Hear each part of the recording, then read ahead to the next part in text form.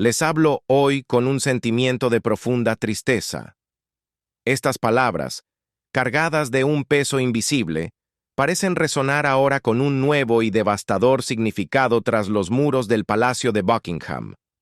Lo que parecía una velada tranquila en la vida de la monarquía se ha convertido, según fuentes cercanas, en el punto de quiebre definitivo.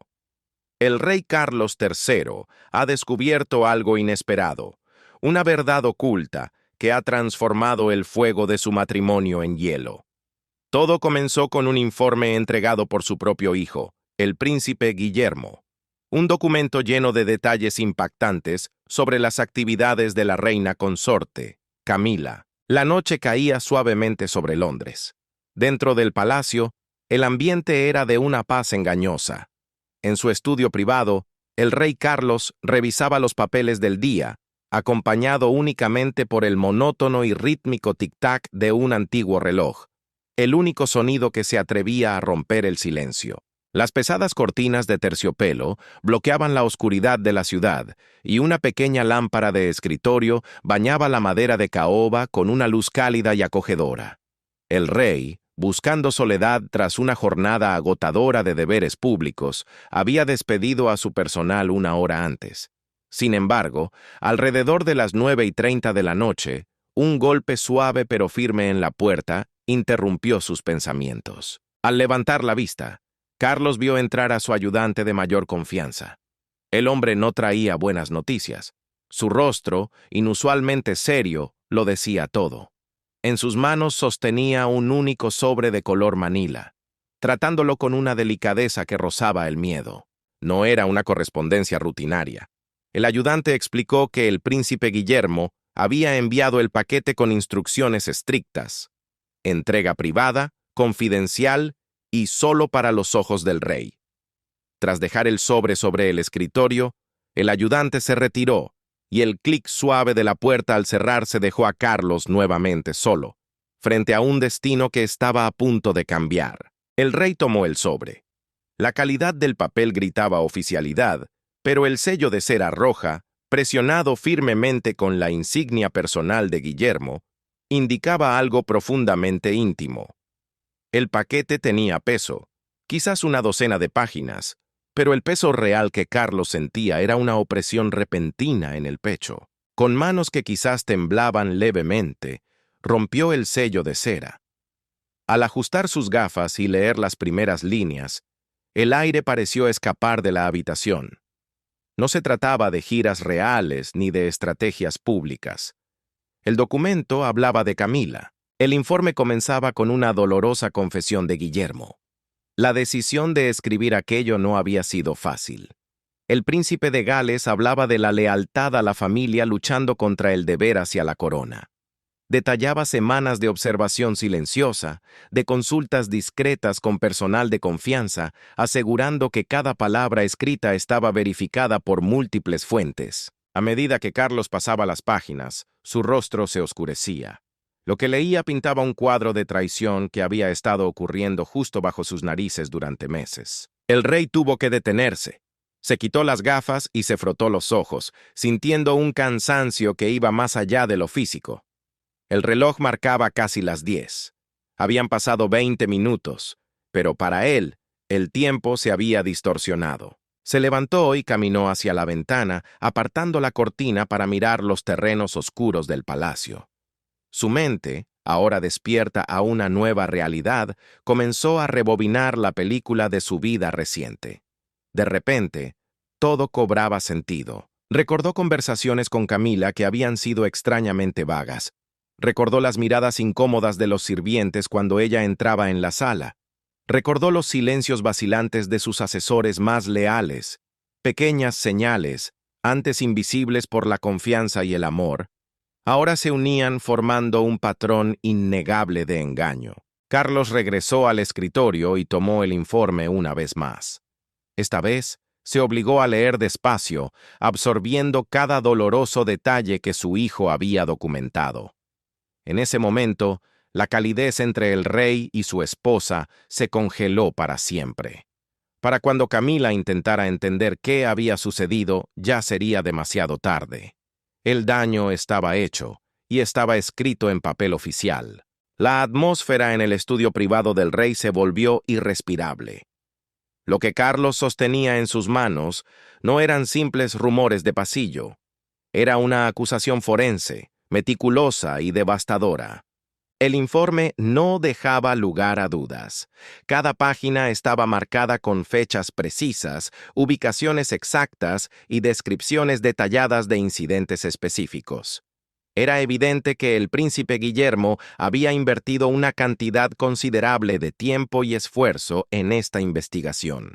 La minuciosidad de la documentación hacía imposible cualquier intento de ignorarla.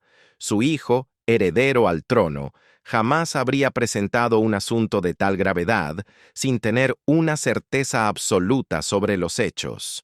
Carlos leyó con el corazón encogido los testimonios del personal de la Casa Real. Eran voces de hombres y mujeres leales que describían sentirse presionados, intimidados y acorralados. Revisó las cuentas de reuniones privadas que Camila había llevado a cabo en la sombra, sin su conocimiento ni su aprobación. Examinó los registros de cambios de personal que habían ocurrido a través de canales extraños, eludiendo los protocolos sagrados de la monarquía. Cada pieza de evidencia, vista por separado, podría haber tenido una explicación inocente, pero juntas formaban una imagen perturbadora de una maniobra calculada y fría. Cuando el rey terminó de leer la última página, la medianoche ya se acercaba a Londres. Se recostó en su silla, sintiendo el peso del cuero contra sus hombros y, más aún, el peso de una realidad ineludible. Su matrimonio había cambiado para siempre. La mujer con la que se había casado, aquella por la que había luchado contra viento y marea para que fuera aceptada como su reina consorte, aparecía ahora bajo una luz que él jamás imaginó posible. Carlos cerró el informe, lo guardó bajo llave en el cajón de su escritorio y se quedó solo en la penumbra, contemplando el difícil y doloroso camino que se extendía ante él. La segunda sección del informe revelaba el origen de todo. Detallaba el primer incidente que había encendido las alarmas de Guillermo 3 meses atrás. Todo comenzó con un gerente senior de la Casa Real, un hombre con 20 años de servicio fiel e intachable. De repente, sin previo aviso, este empleado había solicitado un traslado a un puesto administrativo menor, casi invisible. Este individuo había trabajado codo a codo con Carlos y Camila, gestionando agendas y coordinando la compleja maquinaria del palacio. Para Guillermo, aquella solicitud no tenía sentido. El príncipe hizo indagaciones discretas y descubrió la verdad. El miembro del personal había sido convocado a una reunión privada con Camila. Según la documentación, durante esa conversación, Camila había cuestionado abiertamente la lealtad del gerente. Con palabras suaves pero venenosas, sugirió que ciertos miembros del personal parecían más devotos a preservar las viejas formas que a abrazar su nueva visión. La reina consorte implicó sutilmente que aquellos que no pudieran adaptarse a su estilo de liderazgo podrían encontrarse en graves problemas. El gerente salió de esa reunión sintiéndose claramente amenazado, a pesar del lenguaje educado que Camila había utilizado. La investigación de Guillermo destapó que aquello no fue un caso aislado. En las semanas siguientes, descubrió 2 casos más que seguían un patrón idéntico. Ambos involucraban a empleados de palacio de larga trayectoria, personas que habían ascendido por méritos propios durante décadas y que poseían un profundo conocimiento institucional sobre los protocolos reales. Ambos se sintieron socavados por Camila, inseguros de sus posiciones y temerosos de su futuro. En cuestión de días, ambos solicitaron traslados a puestos con responsabilidades significativamente reducidas. Habían sido neutralizados, pero lo más alarmante no era quién se iba, sino quién llegaba. El informe documentaba cuidadosamente cómo Camila había llenado esas vacantes. Trajo a individuos de fuera de los canales tradicionales de reclutamiento del palacio. Estos nuevos miembros carecían de la experiencia necesaria para puestos tan sensibles, pero compartían una característica común y peligrosa: una lealtad personal absoluta hacia Camila, no hacia la institución ni hacia la corona. Guillermo señaló que estos nuevos nombramientos comenzaron a formar un círculo interno impenetrable alrededor de la reina consorte. Manejaban sus comunicaciones y controlaban quién tenía acceso a ella, eludiendo los protocolos establecidos. La investigación reveló que Camila celebraba reuniones regulares con este nuevo grupo de asesores. ¿El lugar? Sus apartamentos privados. ¿El momento? Justo cuando Carlos estaba ocupado atendiendo otros deberes de Estado. Las discusiones se centraban en reestructurar las operaciones del palacio y reasignar responsabilidades clave. Varios asistentes informaron después que se les animaba a verse a sí mismos como parte de un esfuerzo de modernización liderado exclusivamente por la reina consorte, cultivando un sentido de membresía exclusiva. El príncipe de Gales documentó cómo el flujo de información dentro del palacio había cambiado sutilmente durante esos meses. Decisiones que tradicionalmente requerían consultar a asesores senior comenzaron a suceder a través de canales informales. Aquellos que se atrevían a preguntar sobre los procedimientos correctos se encontraban excluidos, dejados de lado en el frío institucional. Se desarrolló una cultura de incertidumbre y miedo. La gente dudaba en seguir los protocolos establecidos si hacerlo podía desagradar a Camila. El conocimiento institucional que había guiado al palacio durante generaciones estaba siendo sistemáticamente descartado como pensamiento obsoleto. Finalmente, Guillermo incluyó testimonios de múltiples fuentes que describían cómo Camila hacía declaraciones audaces sobre su autoridad. Sugería a varios miembros del personal que su posición como reina consorte tenía mucho más peso del que la gente parecía reconocer. Con una frialdad calculadora, recordaba a todos que ella estaba de pie junto al rey y que, por lo tanto, sus deseos merecían el mismo respeto y obediencia que las órdenes directas del propio Carlos. La traición no era solo emocional, era una toma de poder silenciosa en el corazón mismo de la monarquía. El informe del príncipe Guillermo no se detenía en los despidos. A medida que el rey Carlos profundizaba en la lectura, descubría que la confusión se había apoderado de las estructuras de mando del palacio.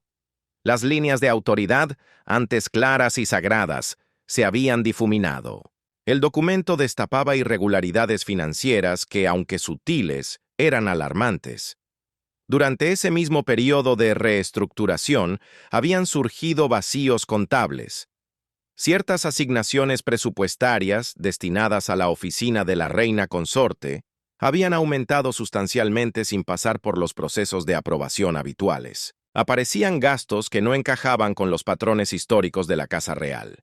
Cuando los administradores financieros intentaron pedir explicaciones, se toparon con un muro.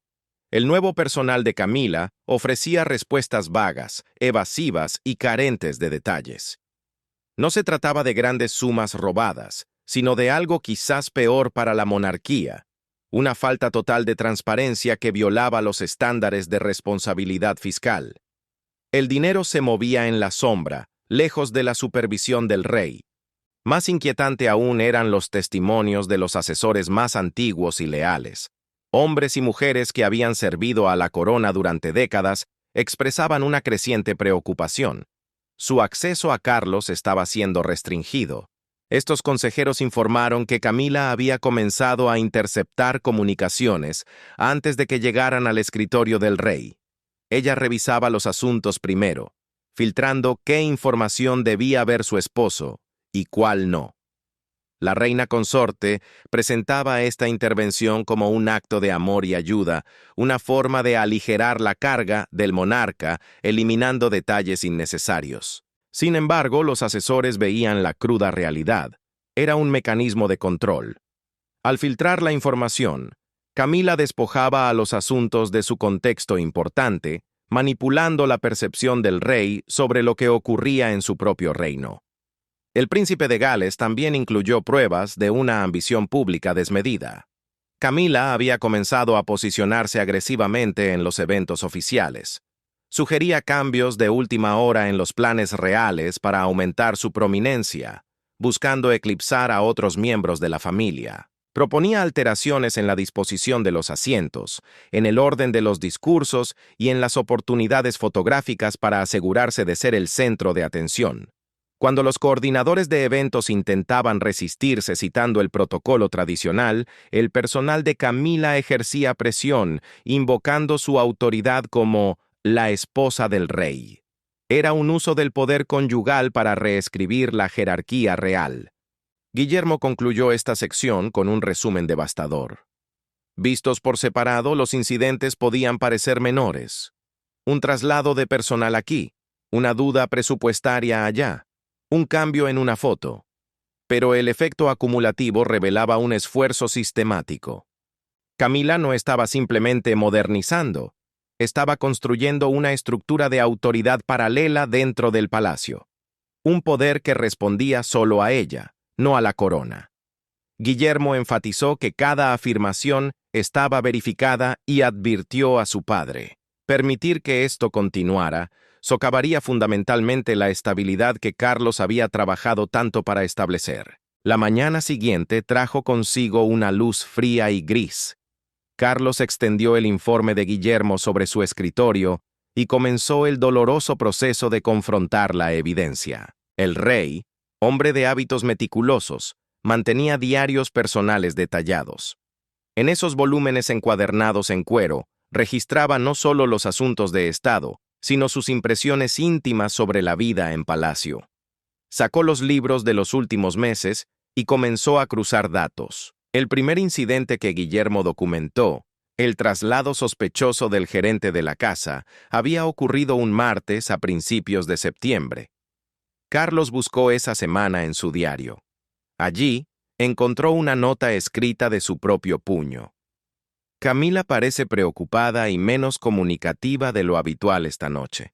El rey continuó metódicamente a través de la cronología.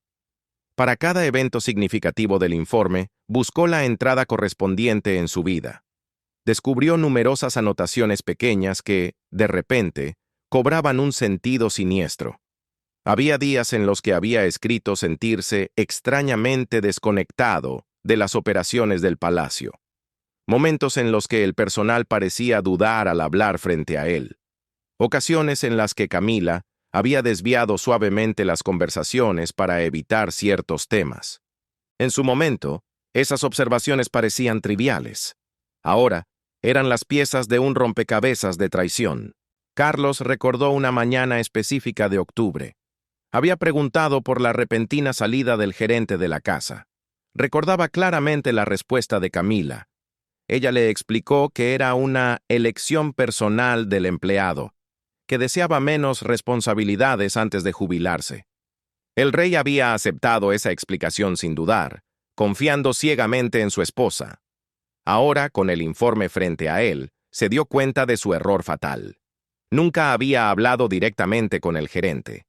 Camila se había insertado hábilmente como la única fuente de información, y él no había verificado la historia. Con una nueva y dolorosa perspectiva, el rey examinó su agenda reciente. Notó patrones claros. Había eventos a los que Camila le había sugerido no asistir, y otros que ella se había ofrecido voluntariamente a gestionar para ayudarle. Carlos había agradecido lo que parecía ser una colaboración solidaria, una división eficiente del trabajo entre marido y mujer. Pero ahora, la venda había caído de sus ojos. No era ayuda, era aislamiento. Esos arreglos lo habían separado sistemáticamente de áreas clave de su propio palacio. Lo que él creía que era una asociación amorosa, era en realidad una estrategia para dejarlo ciego ante lo que ocurría a sus espaldas. La memoria, a veces, es un juez implacable. Mientras el rey Carlos releía el informe, un recuerdo específico golpeó su mente con la fuerza de una revelación. Se acordó de una conversación mantenida meses atrás con uno de sus consejeros más antiguos, un hombre que había servido a la corona mucho antes de que Camila fuera reina. El anciano, con una voz cargada de disculpa y miedo, Le había confesado que se sentía excluido de las decisiones importantes. Quizás Su Majestad prefiere ahora otros canales, había sugerido el consejero con timidez. En aquel momento, Carlos lo había tranquilizado con palabras amables, pero no había investigado el origen de ese sentimiento. Ahora, con la verdad sobre la mesa, el rey comprendió el horror de su error. Camila no solo estaba ayudando, estaba levantando un muro, ladrillo a ladrillo, bloqueando las voces de la razón para que no llegaran a los oídos del monarca. Impulsado por las irregularidades financieras que Guillermo había denunciado, Carlos ordenó que le trajeran los informes presupuestarios completos. Pasó toda la tarde encerrado, sumergido en un mar de facturas y autorizaciones. Lo que encontró fue exactamente lo que su hijo había descrito, pero verlo con sus propios ojos dolía más. Los gastos de la oficina de la reina consorte habían aumentado, eludiendo los procesos de aprobación normales. Cuando Carlos buscó el rastro de papel que debía justificar esos números, solo halló vacío. Justificaciones vagas, presentadas después de los hechos, excusas escritas en aire. El patrón era claro: evitar la supervisión. No era solo una cuestión de dinero, era una declaración de independencia oculta dentro de su propio palacio. El rey siguió tirando del hilo. Revisó los archivos de correspondencia y notó algo que le heló la sangre. Los informes detallados y profundos que solía recibir habían desaparecido. En su lugar, a su escritorio llegaban resúmenes simplificados, filtrados, casi infantiles. Recordó cuántas veces Camila le había entregado esos papeles con una sonrisa, diciéndole: «No te preocupes por los detalles, querido. Solo lee esto para ahorrar tiempo». Lo que él había interpretado como el cuidado de una esposa amorosa, ahora se revelaba como la táctica de una controladora experta.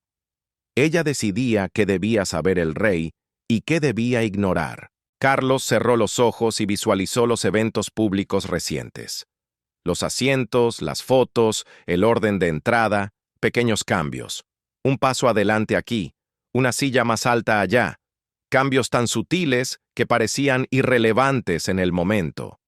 Pero vistos en conjunto, a lo largo de los meses, contaban una historia diferente.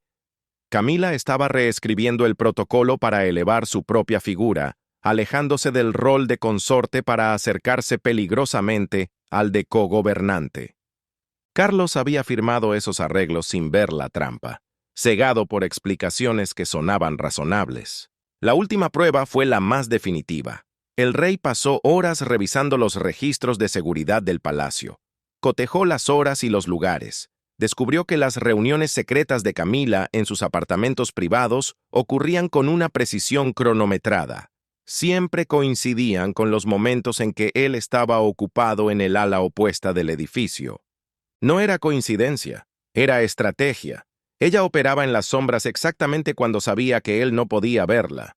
Al caer la noche, Carlos tuvo que enfrentarse a la verdad más dolorosa de todas, una que pesaba más que la traición de Camila: su propia culpa. Él había permitido esto.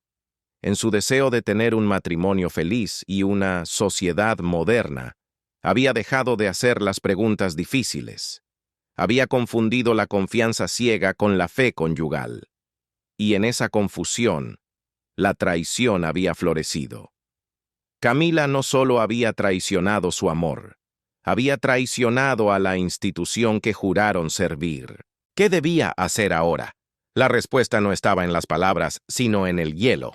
La mañana siguiente amaneció gris sobre Londres. Carlos entró en la sala de desayuno, donde Camila ya estaba sentada, disfrutando de su té y sus periódicos, ajena a la tormenta que se había desatado en el alma de su esposo. La rutina de años dictaba un beso en la mejilla y una conversación cálida. Pero ese día, el protocolo del amor se rompió. El rey ofreció apenas un breve y seco asentimiento con la cabeza. No se acercó a ella. En lugar de ocupar la silla adyacente, su lugar habitual, caminó hasta el extremo opuesto de la larga mesa.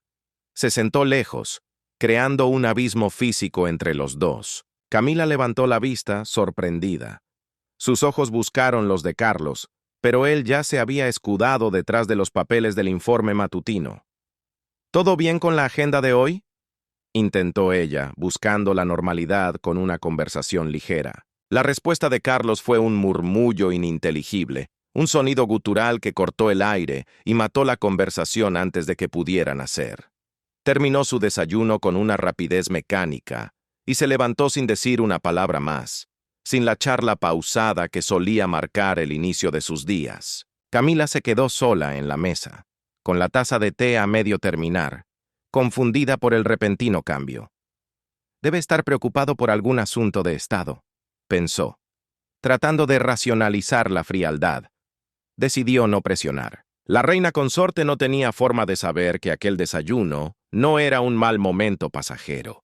Era el comienzo del fin. Esa misma mañana, Carlos llamó a su secretario privado y dio una orden que cambiaría la logística real. «Organice transporte separado para todos los compromisos futuros», dijo el rey con voz firme.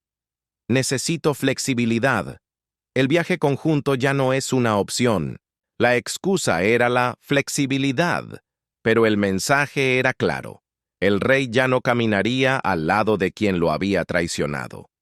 La Guerra Fría en el Palacio de Buckingham había comenzado. En los pasillos de Buckingham, las órdenes no se discuten, se ejecutan.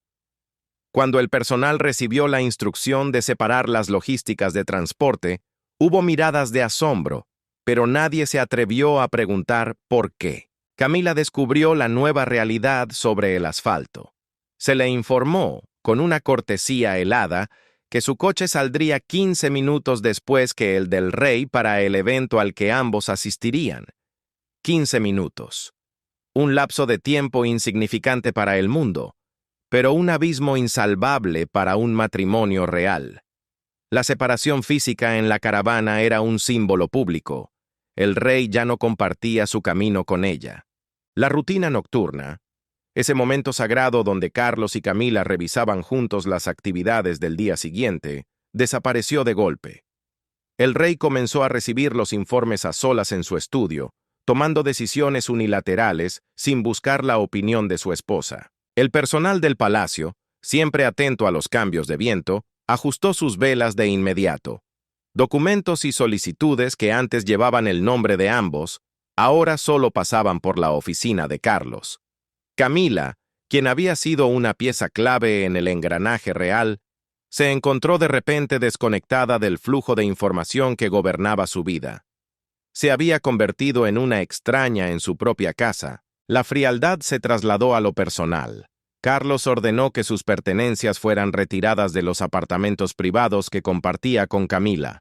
Estableció su residencia en un ala separada del palacio, una zona antiguamente reservada para huéspedes. Su excusa fue diplomática pero débil. Citó la necesidad de un espacio tranquilo para manejar asuntos sensibles que requerían su atención indivisa. Pero la realidad era innegable. La separación física hizo que sus encuentros fueran escasos y dolorosamente incómodos.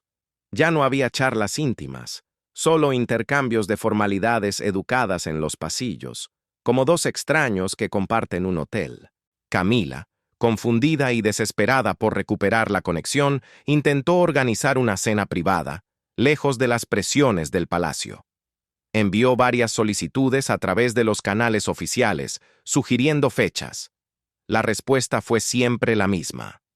Un no educado, citando conflictos de agenda inevitables. Poco a poco, la reina consorte comprendió que su esposo no estaba ocupado. La estaba evitando activamente. La pérdida de influencia fue brutal. El personal, que antes buscaba la aprobación de ambos, ahora dirigía sus miradas y sus papeles exclusivamente al rey. Carlos dejó claro, sin decir una palabra, que las opiniones de Camila ya no tenían peso. El golpe más duro llegó con la planificación de las giras reales del próximo año. Carlos, que siempre había valorado la perspectiva de su esposa, la excluyó de las sesiones de estrategia. Ahora, esas discusiones se llevaban a cabo con el príncipe Guillermo y otros miembros senior. Camila pasó de ser una socia que ayudaba a dar forma al futuro de la monarquía a ser una mera participante a la que se le informaba qué hacer y dónde pararse. La purga continuó en el ámbito benéfico. Las iniciativas que habían gestionado juntos fueron reorganizadas. El rey eliminó el nombre de Camila de las juntas directivas de varias fundaciones que copresidían, reasignando sus responsabilidades a otros familiares sin ninguna explicación. Camila se enteró de su propia destitución al ver los organigramas revisados en las comunicaciones oficiales. La naturaleza pública de esta degradación añadía una capa de humillación insoportable a su aislamiento. La comunicación entre los esposos se redujo a notas formales entregadas por secretarios, mensajes breves, fácticos y carentes de cualquier calidez humana. Carlos trataba a su compañera de vida con la distancia profesional que mostraría a un funcionario menor del gobierno. Incluso el círculo social se cerró. Amigos mutuos de toda la vida comenzaron a rechazar invitaciones o a excusarse de las cenas. Camila no sabía que Carlos, con discreción letal, había indicado a estos amigos que prefería mantener distancia de ella. El aislamiento había traspasado los muros del palacio, estaba sola en el mundo. El punto de quiebre llegó una noche, durante una pequeña reunión familiar. Camila intentó acercarse a Carlos, buscando un momento de privacidad, un segundo de contacto visual. Pero el rey era un maestro de la evasión. Se escudaba en conversaciones grupales, moviéndose hábilmente cada vez que ella se acercaba. La tensión era tan palpable que otros miembros de la familia bajaban la mirada, incómodos ante el espectáculo de un matrimonio que se desmoronaba en silencio. Incapaz de soportar más el vacío, la reina consorte hizo lo único que le quedaba. Se sentó y escribió una carta. Una carta sentida, cruda y llena de dolor, expresando su confusión total sobre la distancia que había crecido entre ellos. No sabía que esa carta sería leída con ojos muy diferentes a los que ella esperaba. La carta de Camila fue un grito de auxilio disfrazado de caligrafía elegante. En ella desnudaba su alma, confesando que sentía el abismo abrirse entre ellos y rogando una oportunidad para entender qué había salido mal. Esperaba una conversación, una mirada, quizás un reproche, algo humano. La respuesta del rey llegó 2 días después. No fue una visita, ni una llamada. Fue un papel, un solo párrafo mecanografiado, frío y burocrático. En él, Carlos declaraba secamente que, en adelante, comunicaría cualquier información necesaria a través de los canales apropiados. La frialdad de esas palabras golpeó a Camila con más fuerza que un grito.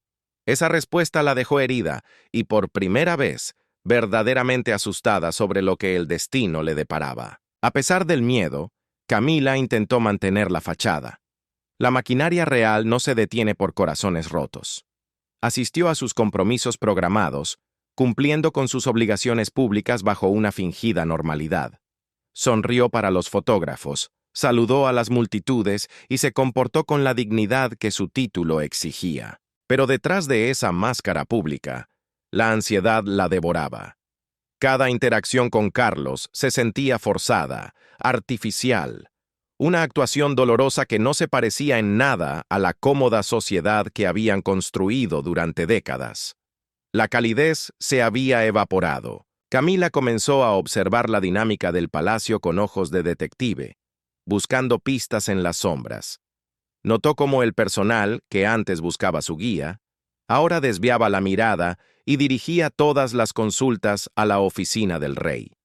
Las conversaciones amistosas se volvieron formales y distantes. Sentía que todos a su alrededor sabían un secreto que a ella se le ocultaba. En su desesperación, intentó buscar un aliado. Pensó en Guillermo. Quizás el príncipe de Gales podría ayudarla a entender el cambio en su padre. Camila envió una solicitud para una reunión privada, apelando a los lazos familiares. La respuesta de la oficina de Guillermo llegó días después, lenta y deliberada. Una nota explicaba que su agenda estaba extremadamente llena, con compromisos ineludibles. El rechazo, aunque envuelto en palabras educadas, fue devastador. Guillermo siempre había tenido tiempo para la familia. Camila comprendió entonces que el veneno que había infectado su matrimonio se había extendido a toda la casa Windsor. Sintiéndose asfixiada, Camila buscó aire fuera de los muros del palacio. Organizó un almuerzo discreto con una vieja amiga, alguien ajeno a la realeza, con la esperanza de desahogarse sin ser escuchada por las paredes del palacio. Le describió la situación con cuidado, tratando de no sonar paranoica. Su amiga escuchó, pero no pudo ofrecer respuestas. El alivio fue efímero. Al regresar al palacio, el frío la abrazó de nuevo. Decidida a no rendirse, escribió una segunda carta a Carlos. Esta vez fue directa. Preguntó si lo había ofendido, si había fallado en alguna responsabilidad. Sugirió un fin de semana tranquilo, lejos de las presiones, para reconectar y recordar los tiempos felices. La respuesta de Carlos fue, nuevamente, un portazo en la cara. Mi agenda no permite viajes personales en el futuro previsible. Las noches de Camila se convirtieron en una tortura. El insomnio se apoderó de ella. Yacía despierta en la oscuridad, rebobinando la película de los últimos meses, buscando el momento exacto en que todo cambió. Repasaba conversaciones, gestos, buscando el error fatal que debía haber cometido. La incertidumbre era un tormento peor que cualquier acusación directa. Al menos la ira ofrece algo concreto contra lo que luchar. El silencio solo ofrece vacío. La exclusión pasó de ser sutil a ser flagrante. Invitaciones a funciones del palacio dejaron de llegar a su oficina. Eventos donde su presencia se daba por sentada ahora procedían sin ella. Camila se enteraba de estas reuniones al escuchar por casualidad al personal discutir arreglos de los que ella no sabía nada. Ser deliberadamente ignorada en la planificación de su propia casa fue una humillación profunda. Incluso su círculo interno, sus leales de siempre, comenzaron a sentirse incómodos. Las conversaciones se volvieron torpes. Aquellos que antes compartían chismes y secretos, ahora solo ofrecían cortesías vacías. Su aislamiento era total. En un último intento, desesperado por cerrar la brecha, Camila decidió forzar un encuentro. Asistió a un evento donde sabía que Carlos estaría presente. Llegó temprano y se posicionó estratégicamente en un lugar donde él tendría que reconocerla al entrar. El rey entró, la vio, ofreció un saludo mínimo, apenas un movimiento de cabeza, y se dirigió inmediatamente al lado opuesto de la sala. Durante más de 2 horas, en el mismo espacio, Carlos logró evitar cualquier interacción sustancial con su esposa. El desaire deliberado, ejecutado frente a otros invitados y la élite social, fue un mensaje claro y brutal. Esto ya no era un desacuerdo privado, era el fin de una era. Hay un tipo de silencio que grita más fuerte que cualquier acusación. Para la reina consorte, ese silencio llegó durante una tarde interminable, sola en sus apartamentos privados. Fue en ese vacío donde Camila experimentó, por primera vez, un pánico genuino y paralizante sobre su futuro. La realidad la golpeó con la fuerza de un veredicto.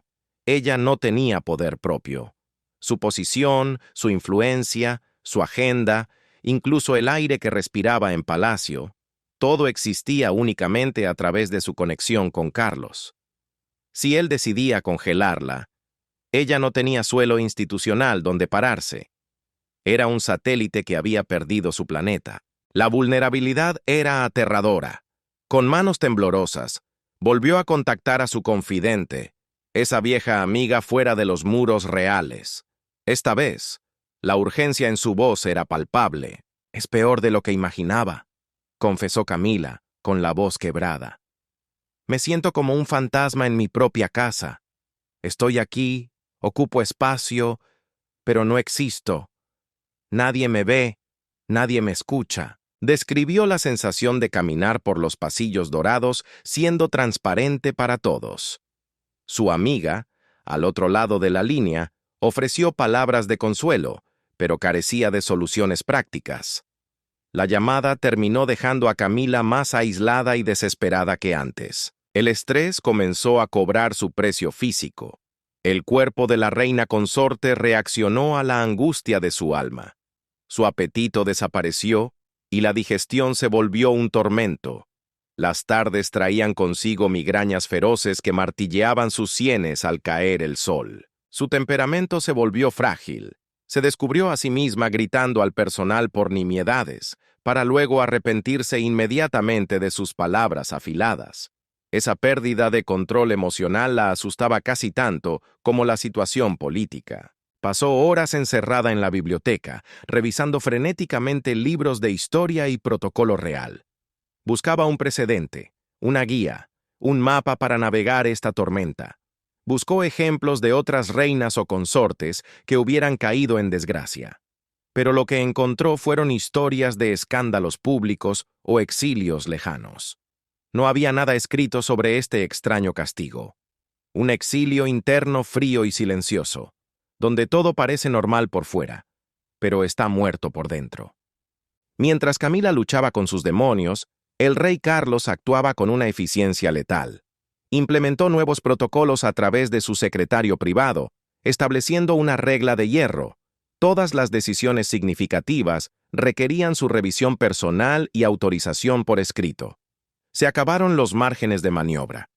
Ningún jefe de departamento podía cambiar personal, presupuestos o procedimientos sin enviar una propuesta detallada directamente a la oficina del rey. Carlos creó un laberinto de supervisión diseñado para una sola cosa: eliminar cualquier oportunidad de que alguien ejerciera autoridad independiente. No era una medida temporal, era el nuevo sistema operativo de la monarquía. El aislamiento de Camila se formalizó con la creación de un nuevo consejo asesor.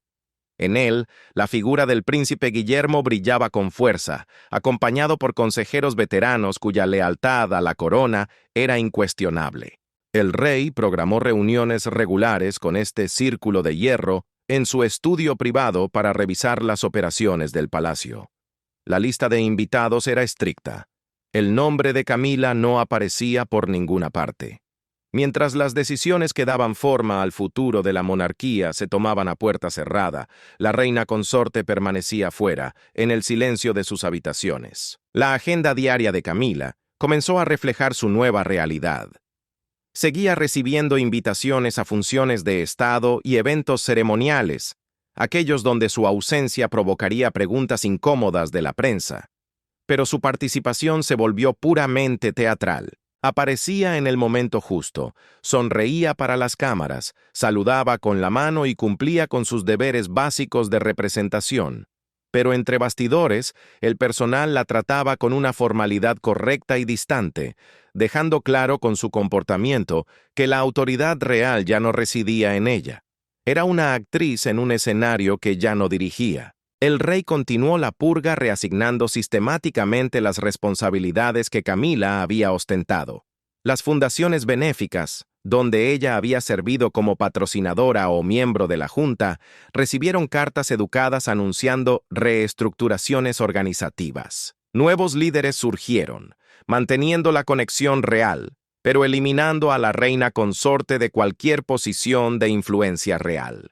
Los cambios fueron lo suficientemente graduales para no generar titulares escandalosos, pero dentro de los círculos reales, el mensaje fue ensordecedor. Las apariciones públicas continuaron según lo previsto. Carlos y Camila aparecían juntos, como lo exigían sus cargos. El rey mantenía una cortesía impecable, parándose a su lado para las fotos y mencionándola en sus discursos. Su lenguaje corporal era profesional. Ni calidez amorosa, ni conflicto evidente. Esta cuidadosa paz armada protegía la imagen de la monarquía, pero condenaba a Camila a vivir en un extraño limbo. Su título estaba intacto, sus joyas brillaban, su personal seguía allí, recibía sus asignaciones económicas, pero su poder se había evaporado por completo. Cada aspecto de su vida diaria ahora dependía de la discreción de otros, de hombres y mujeres que seguían los deseos del rey, no los de ella. Camila había conservado la corona, pero había perdido el reino. La verdadera tragedia del poder no es perderlo, es tenerlo de nombre, pero no de hecho. Para Camila, el impacto psicológico de esta impotencia se convirtió en una carga más pesada que cualquier joya de la corona. A pesar de que los lujos materiales continuaban intactos y su estatus público parecía inalterado, por dentro, su mundo se había derrumbado. El círculo interno, que ella había reclutado con tanto cuidado, comenzó a desintegrarse.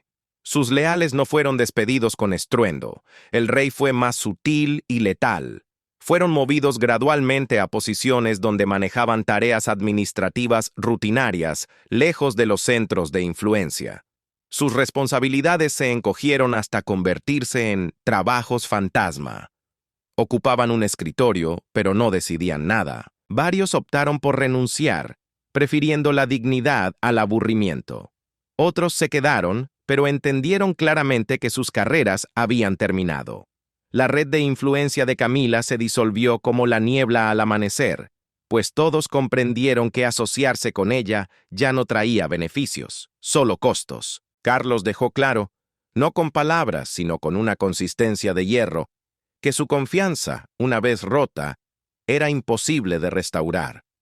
Lo más aterrador para la reina consorte fue que el rey nunca discutió la situación con ella.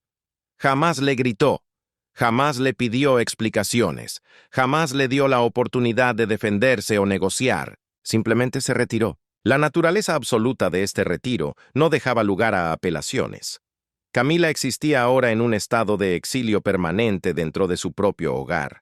Estaba técnicamente presente en el palacio, pero era funcionalmente invisible en todo lo que importaba. Mientras la estrella de Camila se apagaba, la del príncipe Guillermo ascendía con fuerza. Para los observadores del palacio, el nuevo orden era evidente. El príncipe de Gales comenzó a asistir a reuniones y consultas que los herederos anteriores no solían frecuentar. Viajaba con Carlos para los compromisos más importantes y aparecía en fotografías que enfatizaban una poderosa asociación padre-hijo. El rey no solo estaba posicionando a Guillermo como el futuro monarca, sino como su socio actual en el gobierno de la institución. Esta cercanía visible servía a dos propósitos: fortalecer la línea de sucesión y mostrar al mundo dónde residía el verdadero poder. Camila había sido reemplazada, no como esposa, sino como confidente. La reina consorte se enfrentó a la encrucijada final: aceptar sus circunstancias disminuidas o desatar un conflicto público que la dañaría tanto a ella como a la institución. Camila, con la sabiduría que dan los golpes, reconoció que cualquier intento de luchar abiertamente generaría el tipo de escándalo que destruye reputaciones para siempre. El público británico la había aceptado a regañadientes tras años de cuidadosa rehabilitación. Crear un nuevo drama desharía todo ese trabajo y la dejaría completamente aislada. Eligió la aceptación pasiva como el único camino viable. Fue una rendición dolorosa, pero necesaria. Con el paso de los meses, la nueva realidad del palacio se asentó en un patrón sostenible. Carlos continuó sus deberes con una confianza renovada en los sistemas que protegían la integridad institucional. Guillermo se sintió cada vez más cómodo en su papel, ampliado de consejero de confianza. Los dos hombres desarrollaron un ritmo de trabajo que garantizaba la estabilidad, tranquilizando tanto al personal como al país. Camila aprendió a navegar su existencia reducida con tanta dignidad como las circunstancias le permitían. Se centró en las limitadas actividades caritativas que aún le quedaban y cumplió con los compromisos públicos con una sonrisa profesional. El matrimonio continuó como una realidad legal y formal, pero dejó de funcionar como una verdadera asociación. A veces, en la soledad de su estudio, el rey reflexionaba sobre cuán drásticamente había cambiado todo. Recordaba con amargura la esperanza y el optimismo que una vez sintió al imaginar un reinado junto a Camila. Esa visión había sido destruida por las elecciones de ella y por su propia ceguera ante las señales de advertencia. La decepción seguía siendo aguda, pero Carlos había aprendido a canalizar esos sentimientos hacia la protección de la corona. La felicidad personal se había vuelto secundaria frente al deber. Por su parte, la reina consorte a menudo se preguntaba si podría haber tomado decisiones diferentes. En sus momentos de quietud, Camila reconoció la cruel ironía de su destino. Su deseo desmedido de influencia y control la había llevado a acciones que, en última instancia, destruyeron la misma seguridad que buscaba. Al intentar acaparar todo el poder, había terminado perdiendo casi todo. Guillermo cargaba con el peso de saber que su intervención había alterado para siempre la familia. Nunca dudó de que decir la verdad había sido lo correcto, pero sentía la carga de haber desencadenado tanto dolor para proteger la institución. Así, bajo los techos dorados del Palacio de Buckingham, la vida continuó. La monarquía prevaleció, sólida y eterna, incluso si los corazones que latían dentro de ella se habían enfriado para siempre. La historia no terminó con la entrega del informe. Para el príncipe Guillermo, la responsabilidad de haber destapado la verdad trajo consigo una nueva misión: ayudar a gestionar las réplicas del terremoto que él mismo había provocado. Su papel se extendió mucho más allá de la denuncia. Se convirtió en el arquitecto de la reconstrucción. Para los fieles servidores del palacio, esos hombres y mujeres que habían dedicado sus vidas a la corona y que habían sido testigos silenciosos de los patrones preocupantes, el cambio fue un bálsamo. Finalmente, sintieron que alguien había escuchado sus susurros en los pasillos. Estos administradores y asesores experimentados sintieron un profundo alivio. Alguien había reconocido los problemas y había tomado medidas drásticas antes de que el daño fuera irreversible. Trabajaron diligentemente bajo los nuevos protocolos, con una gratitud inmensa al ver que el conocimiento institucional y los procedimientos tradicionales eran respetados de nuevo. La restauración de las operaciones adecuadas no fue solo un cambio administrativo, representó una victoria moral para las muchas personas que habían servido a la corona fielmente a través de tiempos de incertidumbre. La maquinaria del palacio volvió a funcionar con su ritmo suave, predecible y seguro, libre de las ambiciones personales que casi la descarrilan. El rey Carlos comprendió, con una claridad dolorosa, que esta nueva realidad definiría el resto de su reinado. No era una fase pasajera. El monarca no tenía ninguna intención de suavizar su posición hacia Camila, ni de permitirle regresar a los círculos de influencia genuina. La confianza es como un espejo. Una vez que se rompe, puedes pegar los pedazos, pero siempre verás las grietas. Y en este caso, había demasiada confianza violada, demasiadas personas heridas por las manipulaciones calculadas que ocurrieron bajo su propio techo. La distancia fría entre los reyes continuaría indefinidamente. Ese era el precio de las elecciones que Camila había hecho. Carlos aceptó este resultado como necesario, abrazando su deber por encima de su corazón, incluso mientras lloraba en silencio la pérdida de lo que había esperado que fuera su gran asociación final. El amor había cedido su lugar a la supervivencia de la institución, y en esa supervivencia el rey encontró su paz. Y así concluye este capítulo oscuro y fascinante de la historia real moderna. Nos queda una pregunta que resuena en el aire, una interrogante moral que solo ustedes pueden responder. ¿Creen que Camila merece el castigo de aislamiento que está recibiendo? ¿Es justicia poética o una medida demasiado cruel? Queremos conocer su opinión. Déjenos sus comentarios abajo, el debate está abierto. Si esta historia de intriga, poder y consecuencias les ha parecido interesante, y si disfrutaron de nuestra cobertura especial, por favor denle me gusta a este video y suscríbanse a nuestro canal. Su apoyo nos permite seguir trayéndoles la verdad detrás de los muros del palacio. Hasta la próxima crónica. Hasta la próxima crónica. Hasta la próxima crónica. Hasta la próxima crónica. Hasta la próxima